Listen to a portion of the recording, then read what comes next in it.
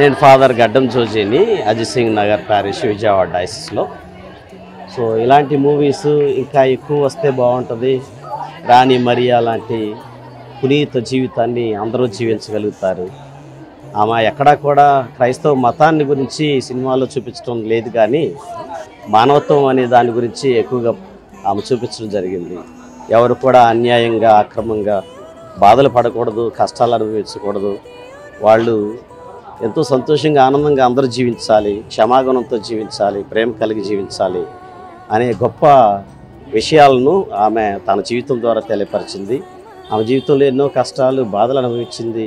అనేక మంది ఇలాంటి అనుభవిస్తూ ఉన్నారు. కనుక అందరూ ప్రేమ అనే దాన్ని తెలుసుకోవాలి, కోపతాపాలు కాదు, ప్రేమ, క్షమాపణ అనే గుణాలు నేర్చుకోవాలి అని ఈ సినిమా చివరిలో వాళ్ళ తల్లిదండ్రులు చూపించింది క్షమాగుణం.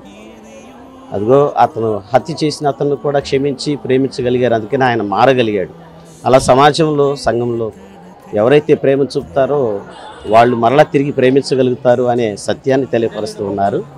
ఈ సినిమా ఏ మతం గురించి చూపించడం కానీ అలా లేదు, కానీ ప్రేమ అనే దాని గురించి చూపుతూ అన్యాయం, అక్రమం జరగకూడదని ప్రతి ఒక్క విషయాన్ని కూడా చాలా చక్కగా చూపించారు.